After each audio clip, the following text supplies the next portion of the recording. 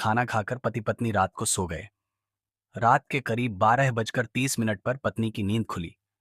उसने देखा कि उसका पति जाग रहा है और बार बार करवटें बदल रहा है।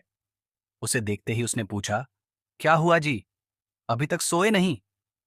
पति ने ठंडी सांस भरते हुए कहा, नींद नहीं आ रही है, तुम सो जाओ, मैं सोने की कोशिश करता हूं। पत्नी थोड़ी बेचैन हो गई, लेकिन उसने फिर से सोने की कोशिश की। आधी रात को 2 बजे प्यास लगने पर जब वह पानी पीने उठ तो देखा कि उसका पति अब भी जाग रहा था। उसने सोचा, दिन भर फलों का ठेला लगाकर मेहनत करने वाला इंसान इतनी रात तक क्यों जाग रहा है? जरूर कुछ बड़ा मसला है।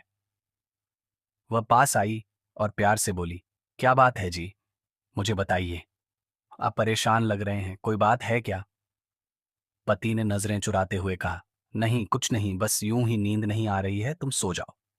लेकिन पत्नी कहाँ मानने वाली थी।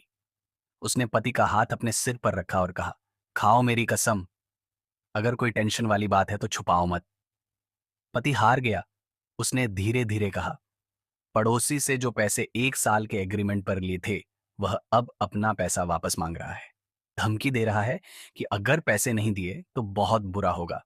ठेला बेचने पर भी पैसे नहीं जुटा पाऊंगा, क्या करूं? पत्नी की आंखों में गुस्सा भर आया। उसने तुरंत पति का हाथ पकड़ा और घर से बाहर ले गई। रात के 2 बजकर 30 मिनट पर वह जोर जोर से पड़ोसी का दरवाजा पीटने लगी। पूरी कॉलोनी जाग गई।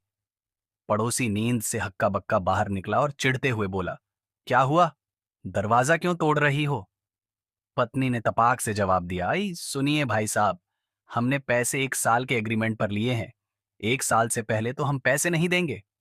और अगर धमकी देने की कोशिश भी की तो मैं तुम्हें देख लूंगी। जो करना है कर लीजिएगा, कानून मेरे साथ है। पड़ोसी यह सब सुनकर सन्न रह गया। पूरे मोहल्ले के सामने उसकी बोलती बंद हो गई। बेइज्जती हुई सो अलग। अब पत्नी ने पति का हाथ पकड़ा और घर वापस आ गई। पति को बिस्तर पर बैठाते हुए उसने मुस्कुराकर कहा, अब आप आराम से सो जाइए, अब वह जागेगा। तो दोस्तों, ये होती हैं औरतें।